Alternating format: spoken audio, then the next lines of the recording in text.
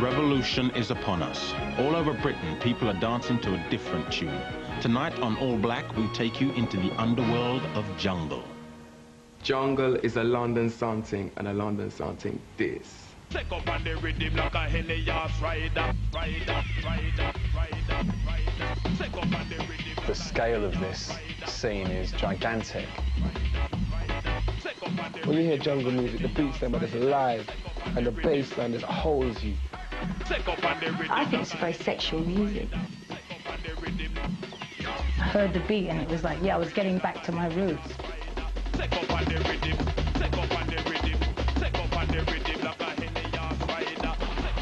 Just showing life on the streets.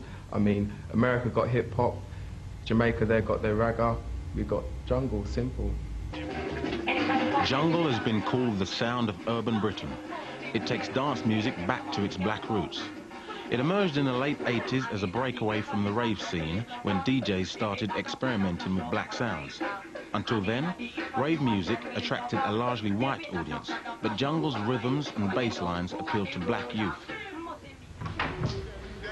This man is one of the Mr. Bigs in jungle, whose label, Kickin' Records, has produced 6 albums. He remembers the opposition that DJs originally faced.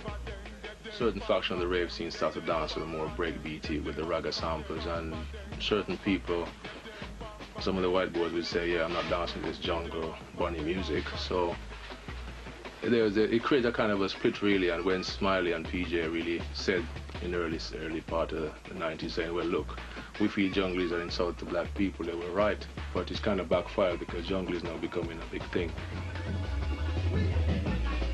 In the last year, jungle has grown from a small, exclusive underground scene to the main sound on the streets. Over the summer, as many as 20,000 people were raving to jungle every weekend. In London, major West End clubs now feature jungle. Even Radio 1 has begun to play it.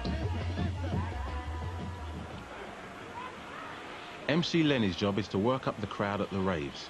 He says jungle gets people moving by sampling the old records that everyone loves and mixing them in with fast dance beats. Jungle's about samples, believe me. It's about the samples of the reggae artists what are in the music. I'm going to show you a thing about Buju Banton. It's on Jungle Hits Volume 1, so listen.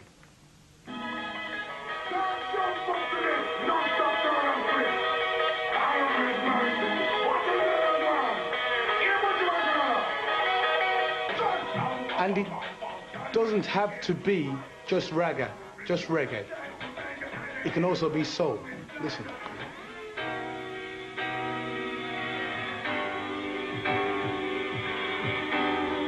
As you can see, this is the sound of Anita Baker. This is soul.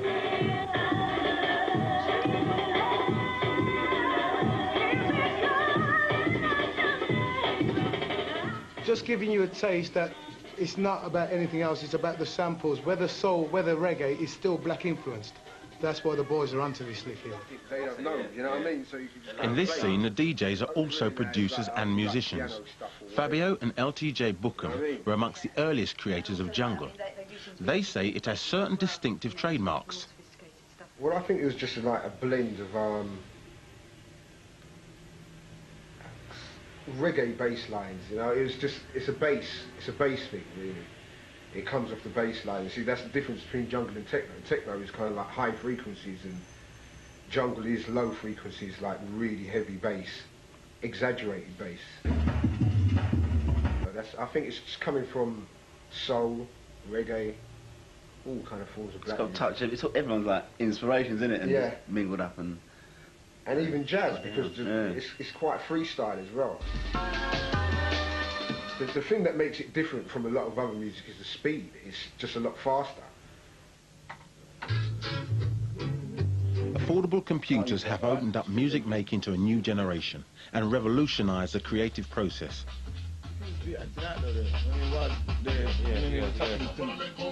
If you take the emergence of computer technology, particularly the Atari, around about 1990 onwards, it provided an opportunity for a lot of urban youngsters black and white, to actually inform the music with their own sampling, with their own experiences, and to make the music a bit more relevant to what they wanted to hear and what they were feeling.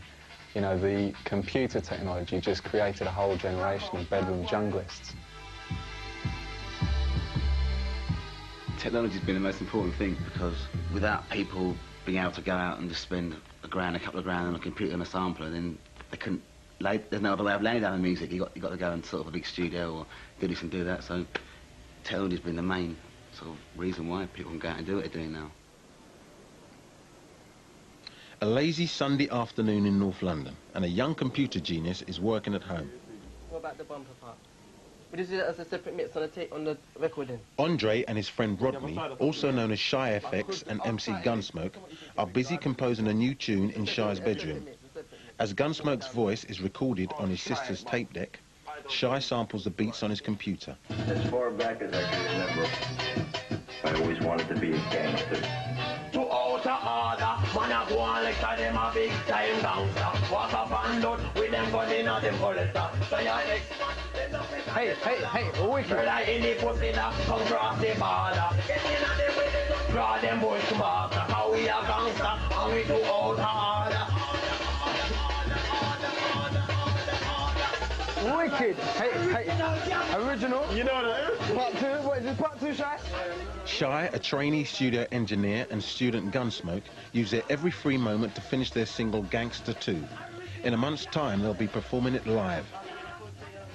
How you like it? Wicked. It's important for me to have equipment in my bedroom because you get all your ideas, you know what I mean? You don't get your ideas and forget it by the time you go to the studio. You know, you can put it down roughly what you want. About 40% of the work's done here. You know what I mean? I just get a rough structure of what the program's going to be, what the idea of the tune is and everything. Usually I program the drums on the computer here, put a bass line or whatever, and then the rest of it's in the studio. Shy and Gunsmoke say the violent lyrics in Gangster were inspired by a real-life incident. Gangster came about because we were hearing a lot of tunes that are sampling of films and the rest of it, yeah. And I was thinking, well, boy, you know, we should do something more original than that, you know what I mean? Get some London talk so everybody can relate to it still, you know what I mean? So me and my brethren, we started the introduction and everything, then we just built the tune around it. What are you gonna do, man? What are you gonna do? Shut up, don't ask me that, man.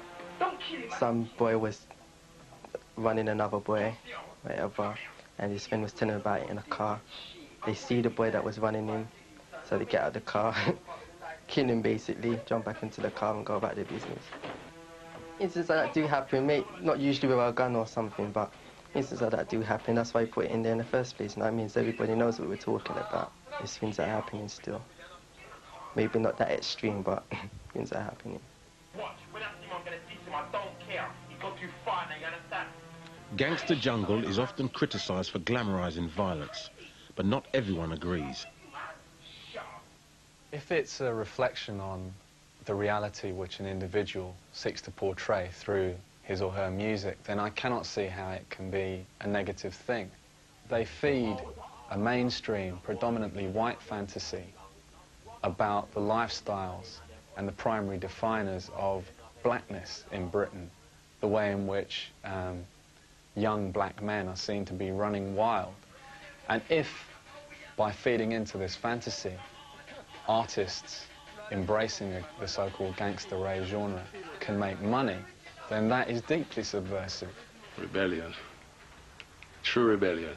Jungle is about making music that adults hate and kids love.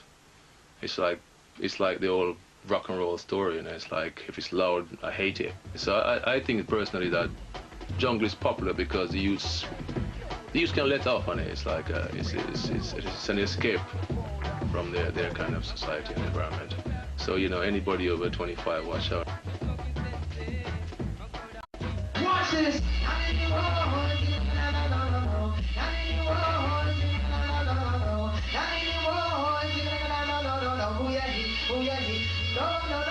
Shy spent the last few months looking for singers. When he heard UK Apache, he decided to use him on his new release, Original Nutter. Apache is passionate about the music, as it symbolises for him the coming of age of Black Britain. The jungle, because it's from England, right, I can really relate to it. It's important to me because I'm born here. I'm from England and London, and nobody can't tell me that I'm not from here. It's like, I think one time I was going around, I was like ashamed of being British.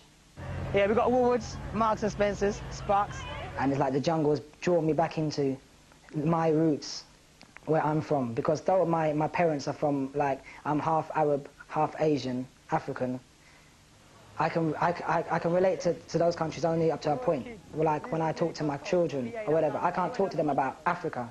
I can't talk to them about where my dad's from, because my life has not been there. My life has been in England, London. I have to talk to them about Balham, Tooting, where I'm from.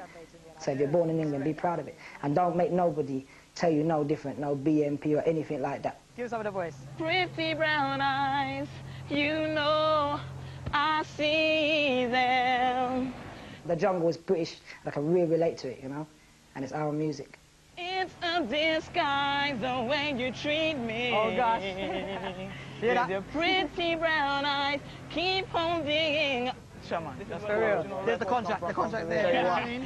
What are you saying, man? What are you doing here? You say Sam, man? Oh gosh. What's happening with there? Boy, yeah, you know? How's the music going? Yeah, what's selling, man? What's selling? What's selling? Jungle it. Push it up in there, man. Push it up in there. Show the people then. What's going on? That's going on. Hey, I want you to take note of that name, man. You see that name, man? UK Apache. Oh my gosh, man. Thousands of copies of Original Nutter were sold on pre-release before it officially hit the shops. Jungle music appeals to both black and white, and some argue it represents a broader notion of Britishness. I didn't know it was you at all. Yeah. It goes back to my argument about the redefinition of Britishness, a sense of Britishness, the British nation and British culture. For the first time, you're probably seeing all of those things being redefined on black terms. That in itself is a radical departure from what you've witnessed before. UK Patchy's voice ain't there. His voice ain't there. I don't know what output's there. For Shy, the long process of getting his single, Gangster 2, out on the streets continues. It's past midnight, the machinery is playing up, and everyone's tired. Fortunately, Rodney is still firing.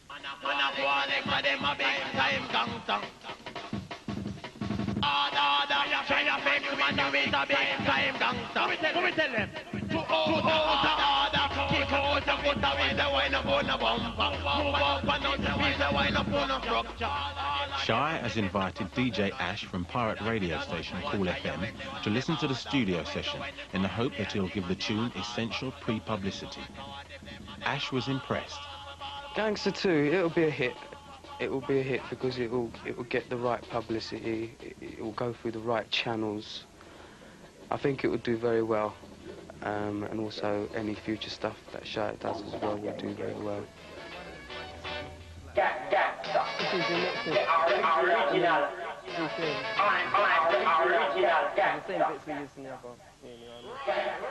Take it away, set it out. Goes up to old jungle. DJs are the power brokers on the jungle scene. Charging up to £300 an hour, they can make or break musicians. Well, for us, we're the jungle DJs who are running it now. All of us have got labels now, we're running our own music, we're making our own music, so to a certain extent we're dictating what's happening. A lot of music doesn't get through unless we play it, the top 20 DJs. If we're not playing it, it doesn't matter how good a track is, Armed with the confidence that DJ Ash will promote his tune, Shy is off to have a dub plate cut for him. Original.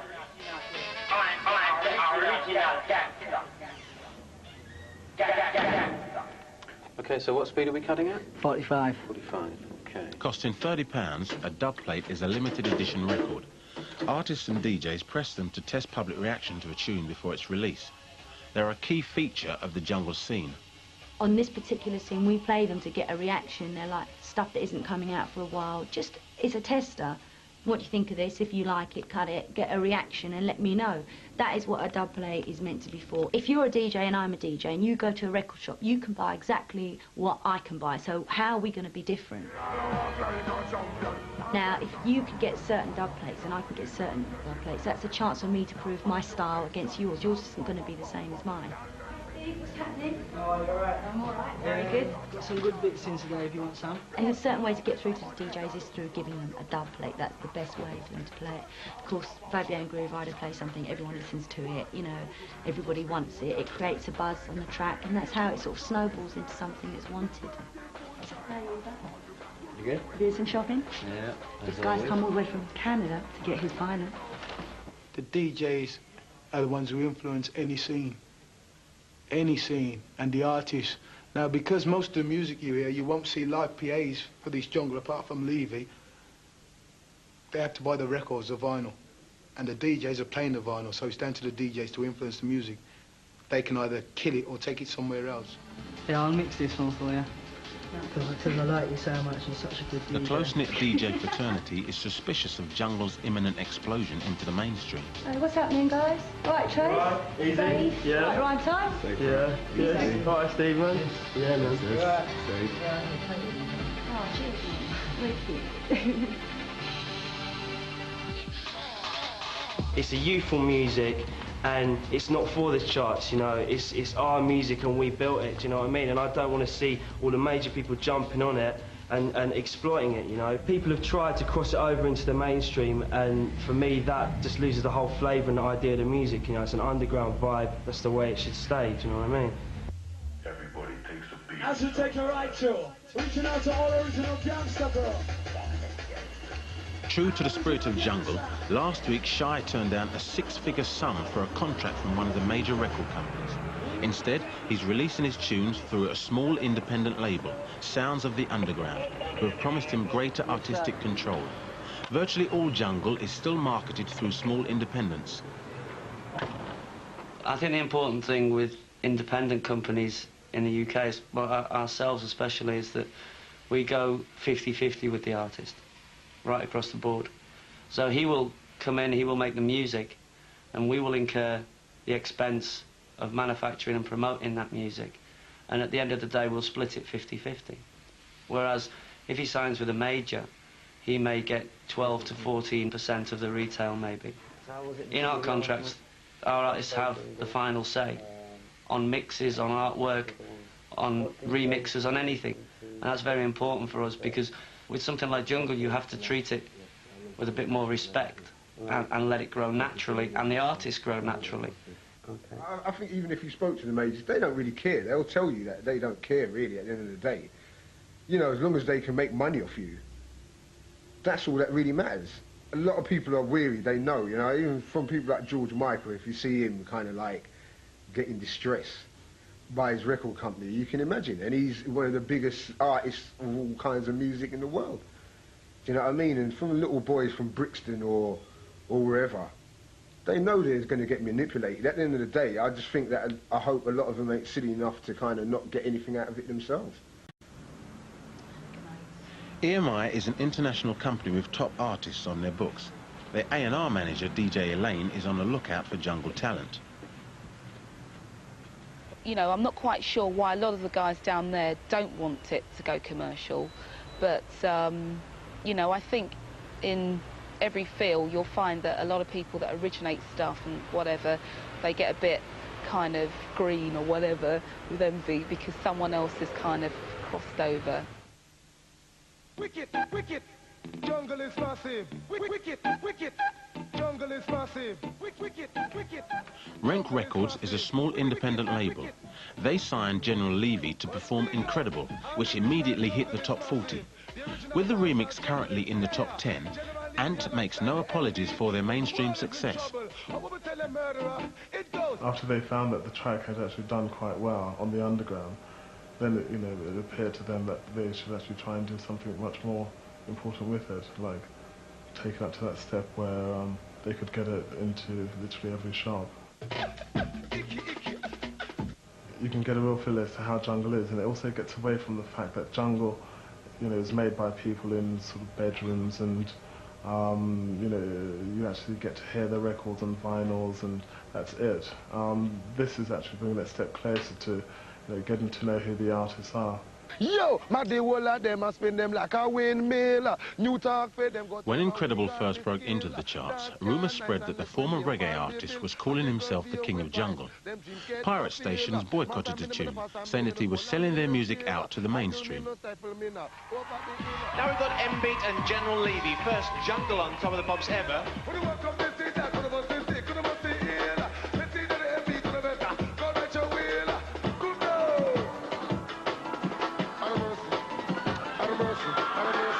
The future is in trying to get jungle out there, or on Top of the Pops, or live, because jungle actually is something, it's the only thing which, you know, black people from the streets of London, as well as whites, it's the only thing which whites and blacks from the streets have made together, and they've actually...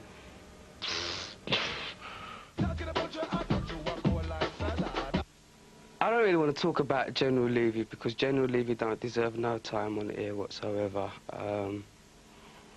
Okay, granted, he done jungle some kind of justification. He got it noticed.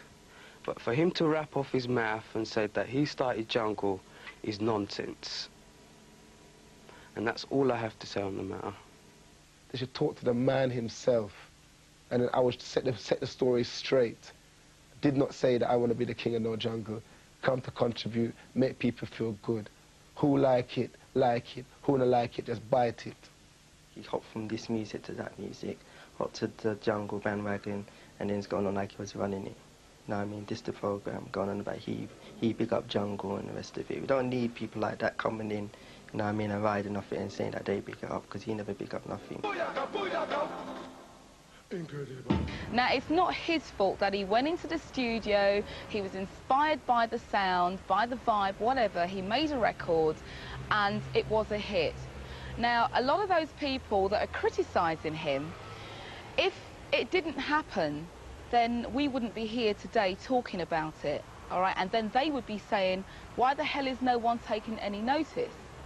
It's a progressive movement, and anybody who's really fighting against it is really just is thinking on a negative vibe, when we should be thinking positively, thinking that we've got something new which was originated in England, London, pure London artists, London musicians involved in it. Why don't we try and boost this, push it worldwide, and say that England has got something? It's not just the Beatles. Why is it called such a fuss? Cut.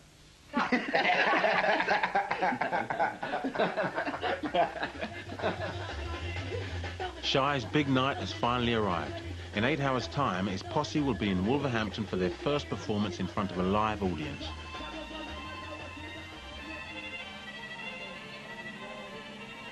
The dancers, Zioni and Harriet, are putting the finishing touches to their act. I remember last time at Roller Express we did this other gig there, and the stage was like quite small, so we're going to have to see, you know, if we're going to go on one side or if we're going to go on the other side, or like 2 separate sides and stuff. We just have to see when we get there.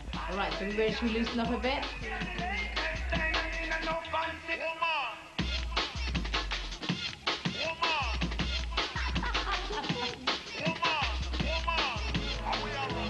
The guys are a bit nervous, as it's their first time playing out of London, but the girls keep everyone's spirits high.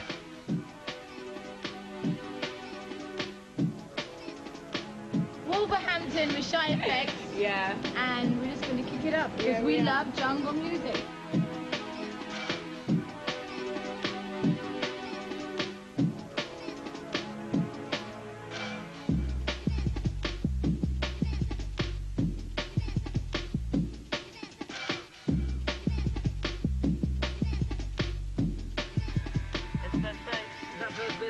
Yeah, on the right.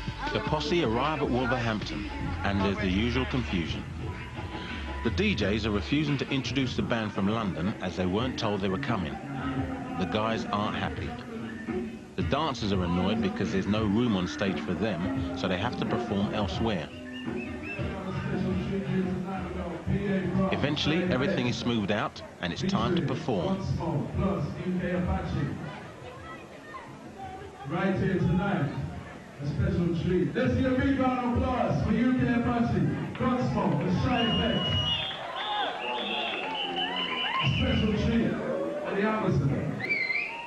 As far back as I can remember, I always wanted to be a gangster. As far back as I can remember, I always wanted to be a gangster. As far back as I can remember, I always wanted to be a gangster. As far back as I can remember, I always wanted to be a gangster.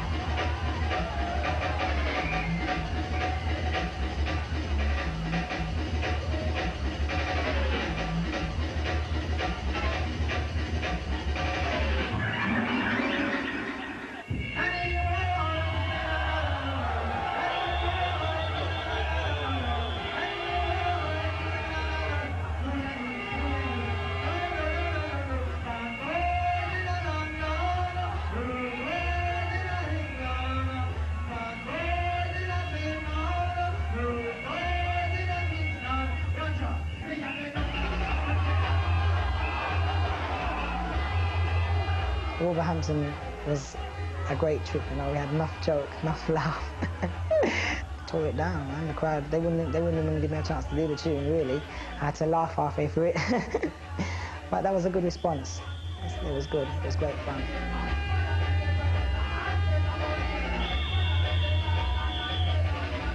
There's so many people now with their decks in their room trying, and that's brilliant. There's so many people making music, you know, and that's what's needed. You know, Britain doesn't encourage its talent enough, I don't feel.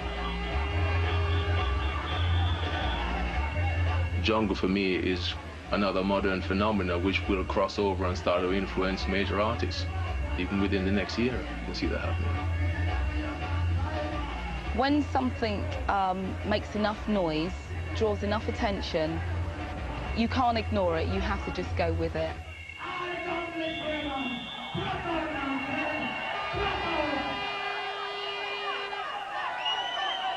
Respect and love on the scene, from side effects, don't smoke and you can punch me. Respect here.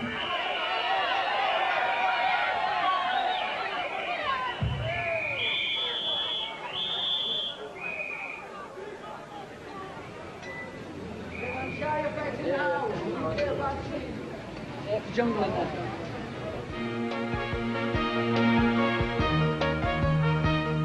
In next week's programme, despite an increase in professional black footballers, the spectators are anything but all black.